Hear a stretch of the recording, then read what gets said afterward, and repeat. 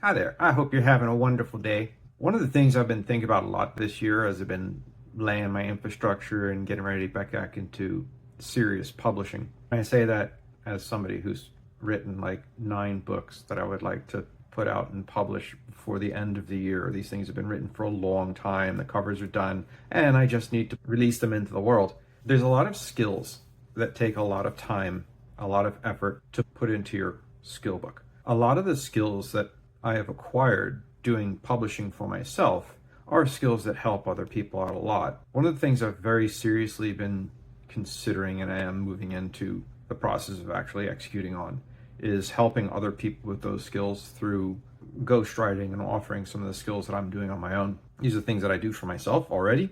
I'm expert level in a bunch of them, and I'm making the skills available to others. One of the most difficult pieces is programming a chatbot.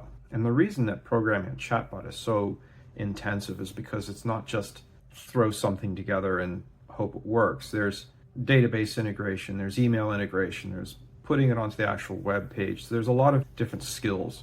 And then on top of that, list of hard skills that we need to put into place.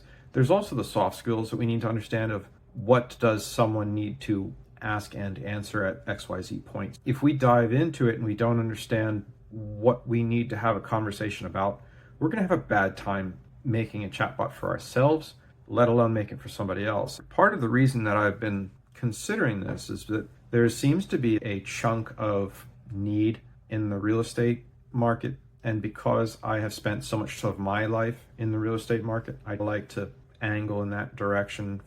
I've already done a book on it, a credibility-based book on it, and that came out really well. And it's kind of cool because not only Decade in Daylighting, but the Sell My Home with Regina, both of those books were super helpful. And the reason that they boosted credibility was because it gives somebody something to latch onto more than just words. When you have that an image is worth 1,000 words kind of thing, and I've got a book with 120 images that are paired, so basically 60 examples of before and after, you've got a very different story being told in a fairly rapid pace. That credibility piece worked out really well. And I mentioned the chatbot because it's relatively inexpensive to put in place once we've got it made. That'll probably be the first thing that I work on. There's obviously the web services and the SEO and that kind of stuff like that I do. I do that mostly for myself. I'm easily a top 10% with SEO. And the reason I say that is because a lot of people get in and don't really pay attention to what's there. You'll often hear people offering advice on stuff that is actively on the Google naughty list.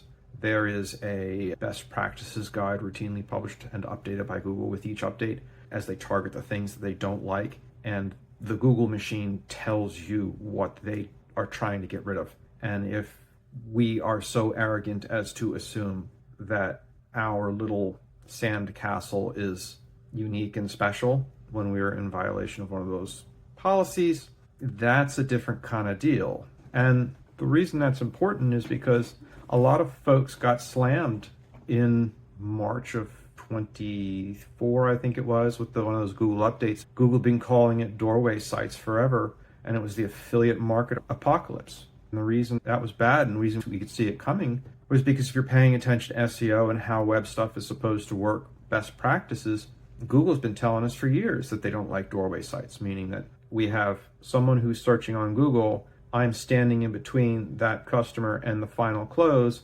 I am acting as a doorway between Google's searcher and the final sale. So if you're not physically selling on your site, you are acting as a doorway, collecting a commission on that affiliate style commission. You get deboosted. No organic SEO for you, which is how a lot of these folks are doing that stuff.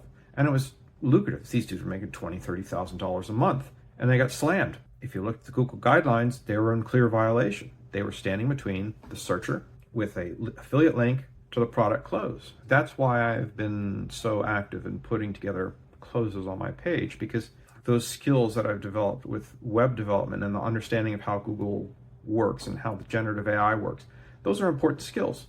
So the next step up in service that I plan to offer to others in the coming year, and I already do, but plan to expand, is offering ads. Because we're putting a chatbot on somebody's page that we've already built for them, we need to get some traffic onto your page for you. And that's pretty obscene results I've been getting when I mention my results from the ads that I've produced through using an iterative process of slowly improving the ads every 2 weeks. You put $1 in, you're getting like $270 out by the math. It's kind of ridiculous because I'm moving high ticket services. I'm getting like $25 a phone call for a $9,000 product, which is kind of ridiculous. The ROAS on those ads is super high. I give my results, people don't believe me, which is fine. I'm getting 10 cents a click to get people onto my page to send them to my little books. They can go pound sand if they don't believe me. Something else that I think is cool, I need to start doing for myself. I know how to do it, I'm just not doing it right now. I need to get into doing press releases in the coming year. And the reason you need to do press releases is because the press releases are still an important process of our marketing and branding. As we are growing our marketing and as we are growing the branding of our business, putting those press releases into place is going to help people out because journalists don't have time. Journalists are just as overwhelmed as everybody else. They've got their deadlines, they have to spit out their results, they have to spit out their articles. And if somebody who is doing or struggling to fill in their article can quickly go in and find all the information that they need and it's in the format and packaging that they need, they can reach out and grab your press release and suddenly you've got an article in the New York Times. There are varying opinions on newspapers now, but if you can get yourself a press release that reaches out to your local paper, so much the better. If you're a plumber and you're the only plumber in the entire city who's had a nice business article written about you in your local paper, you're the only plumber who's had that form of advertising go through. One of the clients I'm working with on the ads, for example, she is the only one in the entire city using a certain kind of ad. And we are cleaning up because competition hasn't entered the market there. Press releases are super important as the fourth element, working our way up the chain. I'm really getting big into the educational email course. And the reason that's important is because it's going to teach and explain our customers and clients why doing something is important. And it'll do it in a 3 to 5 minute burst where you can be sitting at the grocery store behind somebody who's in the checkout lane and you can scroll through that course and you can pick up a couple quick points. Those couple quick points go in your brain. You can learn it, you can know it, you can reach out and contact the point of contact and boom, your person who's using the EEC I've designed for them is suddenly getting that nice 4 and 5 figure close. That's kind of important, especially if it's in real estate, because you only need one a month and suddenly you're having much better months, especially with the closes and stuff in the market around me. Multiple times I have mentioned books and such like, and there's some people who don't really like the idea.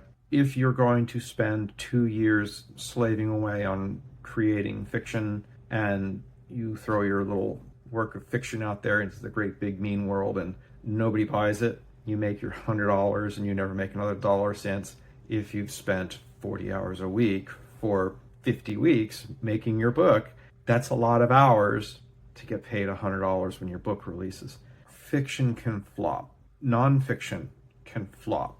If you have a book that's specifically designed to sell with the hope that it closes and the hope that it sells, that's probably not such a good business model because hope is never a plan. If we can turn around and we can produce something that's going to boost the credibility, mention Decade of Daylight, mention Sell My Home, both those books are just doing bang up work because what they do is they get in somebody's hands and suddenly credibility is built. Decade and Daylighting, for example, we doubled our closing rate. We went from 45% to 96% closing rate. Our average invoice size was $1,750. When we put that book into somebody's hands, it became, I want one there, I want one there, I want one there, I want one there. And every time I said there was $1,500. So suddenly, every single invoice we were bringing home at that 96% close rate was between $4,500 and $6,000 with the discounts we were putting in place. So that's a huge change. We 6x'd our business by putting books into people's hands that would show the results because it's no longer just empty words.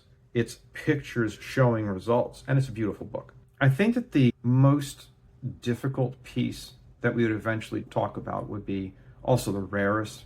There is a level that people are going to reach where a memoir and a legacy becomes important. I think that we'll also get into doing interview-based books that capture legacy. This is probably going to be a much more expensive product. It's probably going to be crazy expensive for most people to consider. Think like median annual income worth of effort going into this work. I think the people we'd be talking to about that would be our CEOs and large to mid-sized business founders. I'm not talking about a single small sole proprietor deal where we're middle classish. I'm talking about people who own the business and have owned it for years, kind of thing. Producing memoirs is something that's definitely on the radar as a high ticket kind of thing that I'm thinking about putting together in the coming year. I suspect the suite of services that we're tracking into is going to be fairly broad, fairly comprehensive, and all of it's stuff that I'm already doing. I'm already doing it for myself. I'm already doing it for others. In this coming year, I think we definitely need to have the conversations about making our outreach and helping people find those solutions. I think that at one point, someone had said to me that if you're going to try to learn how to publish your own books, you are easily going to spend 200 hours trying to figure that out from start to finish. And by that, I mean not just hand typing the stuff in. What I mean is the actual process of outlining our book, putting our content into place, organizing our content, going through and doing our edit and refining, putting in any images required, putting our cover on, making sure our cover is good, farming out the cover art if you're sending it off to somebody. Then you're going to have the cover art come back. We got to figure out how to actually physically publish the work. Start to finish, the process of learning how to do your first book, and it's been years since I heard it, but it was like 200 hours to DIY learn how to do your first book. I've already put all that into place. If I can save somebody who's making a good earning 200 hours, that's a huge result. 200 hours for somebody who's like a real estate agent or a high-end salesperson or CEO, that's a lot of time that we're recouping and putting back into their hands. If we can put those kind of products into people's hands, that'd be cool. And I suspect it's going to happen in this coming year. I think it was the analogy of bamboo growing. I've spent about the last 2.5 years intensively building my infrastructure. And the bamboo analogy was when you plant bamboo, you don't see it for 5 years. And then suddenly one day you wake up and you have a bamboo forest. That's what we're going to do in the new year, it looks like and feels like. I should have 95% of my infrastructure done by the end of the month, as we sit here halfway through the month right now. But I should have 95% of our infrastructure done. It'll be cool to actually employ it and start helping people out. I've missed the whole client-facing piece where it's just been me sitting in here building stuff. I miss dealing with people and helping people solve problems. That was definitely one of the things that I liked about prior businesses and prior iterations of my life. I think we're going to enter a new phase. We definitely got to get our branding and marketing business pulled together and offer these cool services to people. You have a great day. I got a bunch of work I got to get done.